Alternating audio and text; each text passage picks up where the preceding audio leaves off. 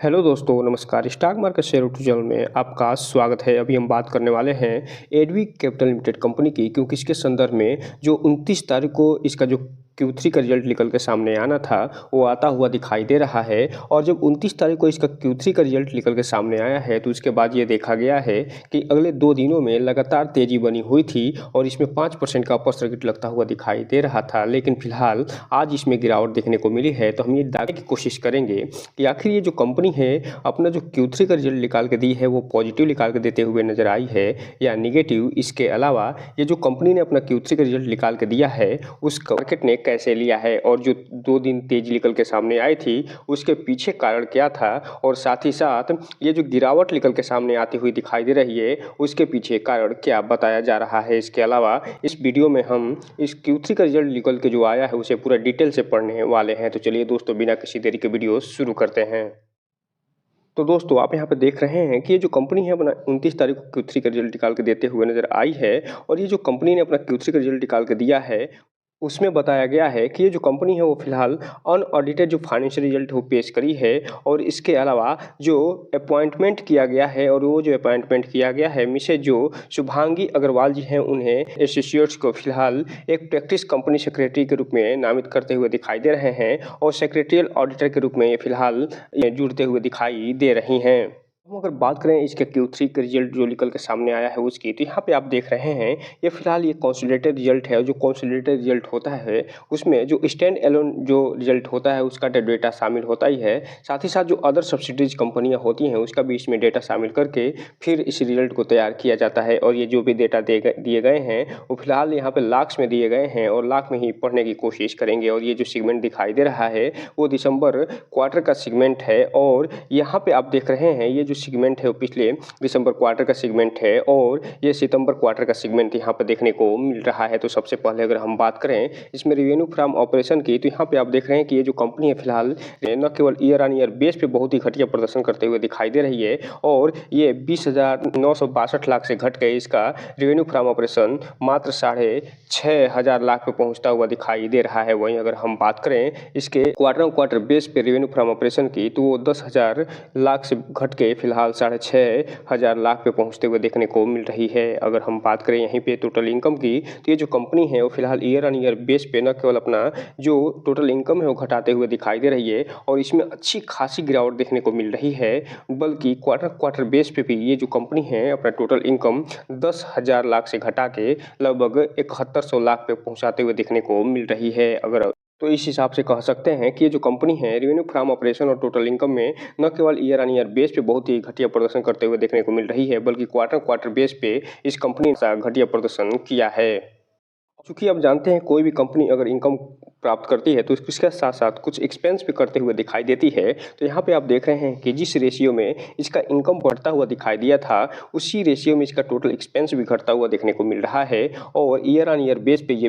20,844 लाख से घट के 6,000 लाख पे पहुँचता हुआ दिखाई दे रहा है। जबकि क्वार्टर बेस पे बात करें तो ये जो कंपनी है वो 10,000 लाख से अपना एक्सपेंस घटा के 6,000 लाख पे पहुँचाते हुए दिखाई दे रही है। तो कुल मिलाकर ये कहा जा सकता है कि ये जो कंपनी है वो टोटल अपने इनकम में तो कमी करी ही है, साथ ही साथ एक्सपेंस भी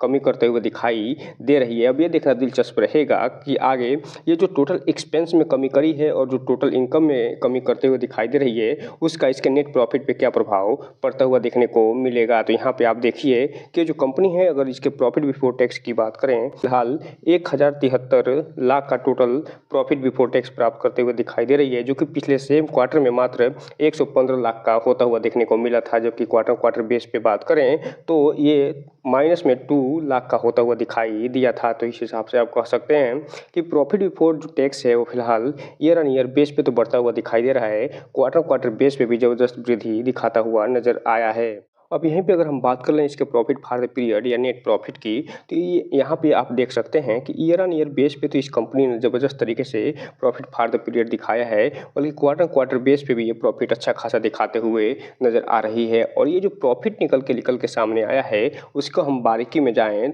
तो आपको पहले ही हम बता चुके हैं कि ये जो कंपनी है अपने रेवेन्यू फ्रॉम ऑपरेशन और टोटल इनकम में लगभग 7,000 करोड़ का ये प्रॉफिट दिखाते हुए नजर आई थी। और उसकी तुलना में ये जो कंपनी है फिलहाल टोटल एक्सपेंस 6,000 के 8,000 लाख के आसपास ही करते हुए दिखाई दी थी। तो इस हिसाब से आप कह सकते हैं कि इसका जो टोटल प्रॉफिट निकल के सामने आया है वो टोटल इनकम में जो कमी आई है उसकी तुलना में जो टोटल एक्सपेंस है वो ज़्यादा कम होता हुआ दिखाई दिया है, जिसके फलस्वरूप इसमें 1000 लाख का ये फिलहाल प्रॉफिट प्राप्त करते हुए दिखाई दे रही है।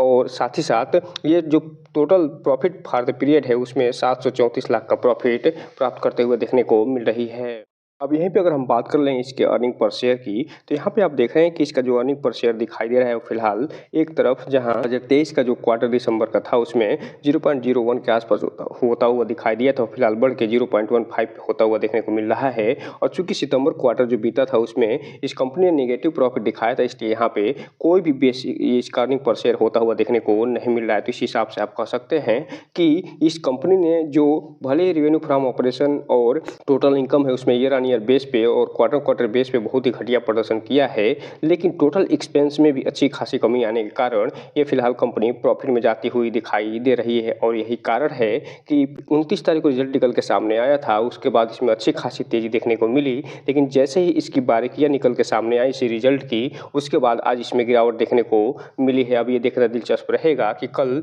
जब मार्केट खुलेगा बजट के दिन तो इस कंपनी को मार्केट एक बार कैसे और लेता हुआ देखने को मिलता है। जहां तक मेरा मानना है कि हो सकता है इसमें फिर से गिरावट देखने को मिल जाए अगर सरकार के द्वारा कुछ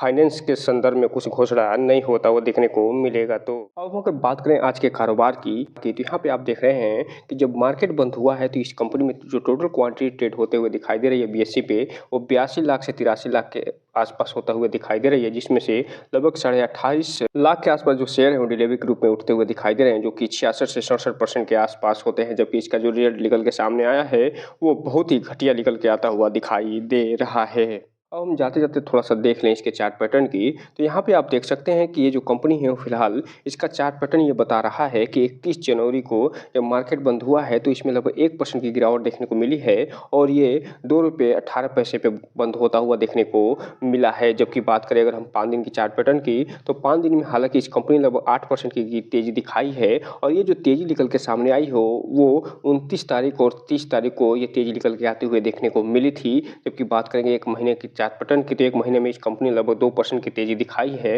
वहीं 6 महीने की बात करेंगे तो ये कंपनी है लगभग 21% की गिरावट दिखाते हुए नजर आ रही है। जबकि बात करेंगे एयरटेल डेट की तो ये जो कंपनी है फिलहाल लगभग 2% की नेगेटिव रिटर्न निकाल कर देते हुए नजर आई है। जबकि बात करेंगे एक साल के चार्ट पैटर्न की तो 42% का नेगेटिव रिटर्न। लेकिन जैसे ही बात करेंगे मैक्सिमम चार्ट पैटर्न की तो ये जो कंपनी है जब से लिस्ट हुई है तब से लेके अभी तक ये 129% का रिटर्न निकाल कर देते हुए दिखाई दे रही है। लेकिन यहाँ पे एक डिस्क्लेमर देना चाहेंगे कि ये जो कंपनी है फिलहाल अभी भी एक पेनी शेयर है, इसलिए इसमें कोई भी इन्वेस्टमेंट करने से पहले अपने वित्तीय सलाहकार से संपर्क जरूर करिए, उसके बाद ही कोई भी इन्वेस्टमेंट करने का प्रयास करिए। क्योंकि ये जो वीडियो है सिर्फ और सिर्फ एजुकेशन पर्पस के लिए बनाया जा रहा है, सिर्फ और सिर्फ आपको जानकारी देने के लिए बनाई जा रही है। तो दोस्तों ये रहा आज का वीडियो, इस चैनल को लाइक करें, सब्सक्राइब करें और बेल आइकन हिट करना तो बिल्कुल ना भूलें ताकि नए वीडियो के जो अपडेट्स है आपको ऐसे ही समय पे मिलता रहे। जय हिंद दोस्तों।